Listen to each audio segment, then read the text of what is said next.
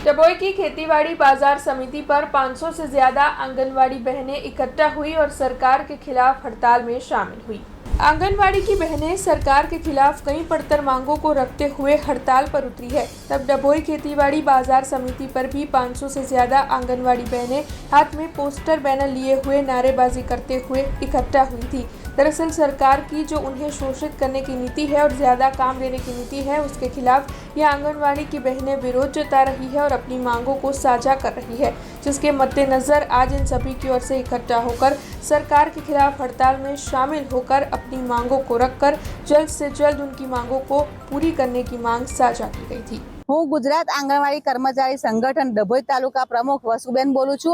આજે દેશ રાષ્ટ્રવ્યાપી હડતાલ છે, એમાં આખો ડભોઈ તાલુકો જોડાયો છે। આજે સદંતર આંગણવાડી અમારા બંધ છે, પોષણ ટેકર બંધ છે, આંગણવાડી બંધ જ રાખવાની છે। અમારી માંગ એ છે કે 2018 પછી કોઈ રાષ્ટ્ર આપણે કેન્દ્ર સરકાર કોઈ પગારમાં વધારો કર્યો નથી।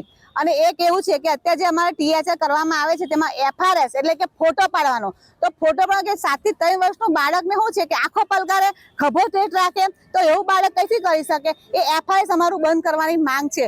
અને વધારાની કામગીરી અત્યારે ચૂંટણીની કામગીરી છે તો બીએલઓની કામગીરી બહેનોને આપવામાં આવે છે, તો બીએલઓની કામગીરીમાં બહેનો આંગણવાડી સંભાળશે કે બીએલઓની કામગીરી કરશે? એટલે સરકાર પાસે અમારે એ જ છે કે પરિપત્ર છે કે વધારાની કામગીરી કરવાની નથી, તો બી છતાં આંગણવાડી વર્કર બહેનોને એટલી બધી વધારાની આઈસીડીએસ સિવાય એટલી બધી વધારાની કામગીરી સોંપવામાં આવે છે।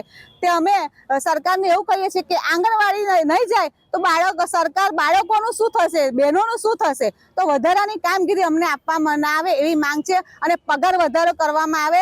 બહેનો હવે કંટાળી ગઈ છે। મોબાઈલ તો જો કે મોબાઈલ અમને 6-7 વર્ષ થયા મોબાઈલ હજુ આપવામાં આવ્યો નથી। બહેનો પોતાનો મોબાઈલ પોતાના પૈસાથી ખરીદી કરીને મોબાઈલનો ઉપયોગ કરે છે। પછી 1 વર્ષથી 1.5 વર્ષથી અમને મોબાઈલ નેટના પૈસા બી આપવામાં નથી આવતી। ઉજવણી કરવામાં આવે છે મંગળ દિવસની, તેના બી પૈસા આપવામાં આવતા નથી અને કામગીરી એટલી માંગે છે, ઉજવણીના ફોટા માંગે છે, તો બહેનો કામ કેવી રીતે કરી શકે? તો સરકારશ્રી પાસે જો અમારા માટે ગ્રાન્ટ ના હોય તો બધી કામગીરી શું કામ સોંપવામાં આવે છે? અમને ઉજવણીઓ કરવાની બંધ કરી દો, પૈસા ना हो तो। हमसे जुड़े रहने के लिए हमारे YouTube चैनल को सब्सक्राइब करें और नई वीडियो की नोटिफिकेशन के लिए बेल आइकॉन को दबाएं।